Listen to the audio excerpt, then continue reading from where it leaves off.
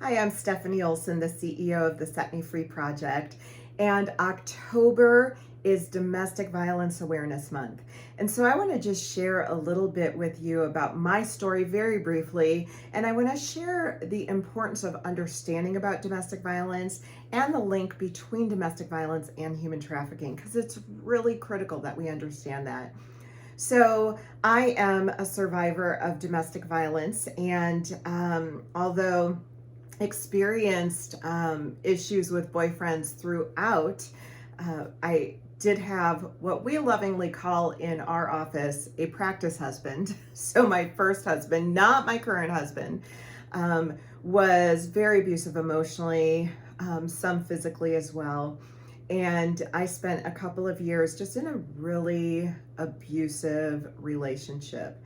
And that kind of went both ways.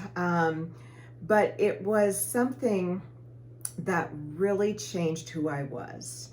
And a lot of times when we think about domestic violence, we key on that violence word and we think about physical violence. We think about, punching and kicking, and that does happen. And I did experience some of that, but the majority of the violence that was perpetrated on myself was emotional.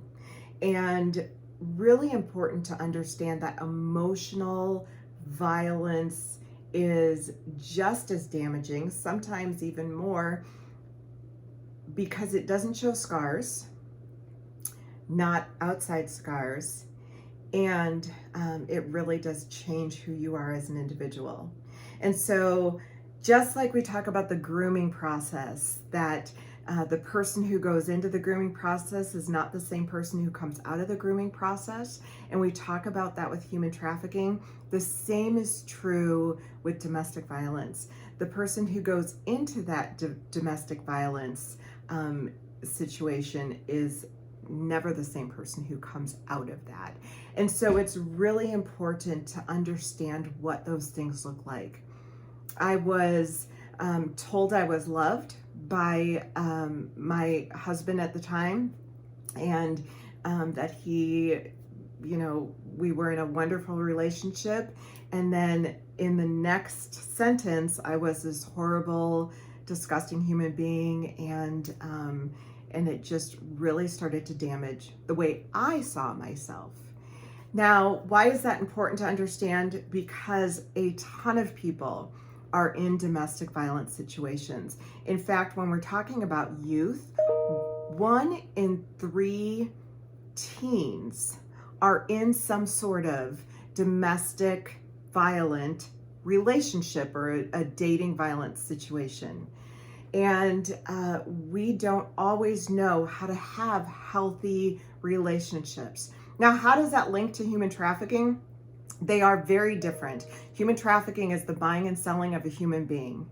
But what traffickers do is mask what they're doing through relationship. And so a lot of times a human trafficking relationship looks like an unhealthy or domestic violent relationship. And so it's important to understand those things. So regardless of what we're teaching our youth, what we're teaching adults, whatever, we need to understand what a healthy relationship is. That a healthy relationship is about respect, it's about trust, it is about honoring the other person on a daily basis.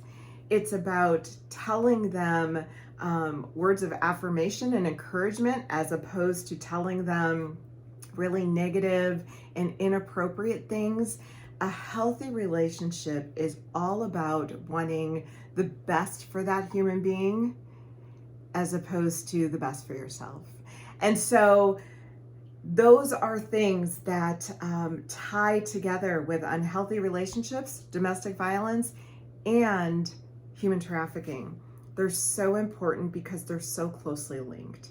Now, we want everybody to recognize that they have value and worth just independently without a relationship. That's critical to know, that you don't need to be in a relationship with a romantic partner to have value and worth. You have value on your own. but we're all in relationship, whether we're in a relationship with a friend, a family member, romantic, and those relationships need to be healthy. And so one of the things we do is actually talk to youth and adults about healthy relationships. We talk about human trafficking and, of course, social media safety. And so let's remember during the month of October the importance of healthy relationships, the importance of teaching value to every individual. Now, in order for us to do that and do that effectively and do that well, we need your help all the time. I'm not gonna leave here without a call to action for you. So my call to action would be this: help us get in front of youth, get in front of adults, and talking about these things so that we don't need to have a domestic violence awareness month, so that we don't need to have a human trafficking awareness month that's in January. We don't have to have these. Help us get in front of all of these amazing people so we can stop human trafficking, so we can stop domestic violence, so we can stop unhealthy behaviors on social media before they even start. You can donate at setmefreeproject.net. You can email us at info@setmefreeproject.net, or you can help us by volunteering, by being advocates for us. Whatever you do to really further our mission is a huge benefit. So we do ask that you participate and partner with us as we help wipe away domestic violence, human trafficking, and social media dangers that are out there. So thank you so much. Take some information and don't hesitate to learn more about domestic violence and what's going on, especially through the month of October. Thank you so much for all you do. Come see us at setmefreeproject.net. I'm Stephanie Olson.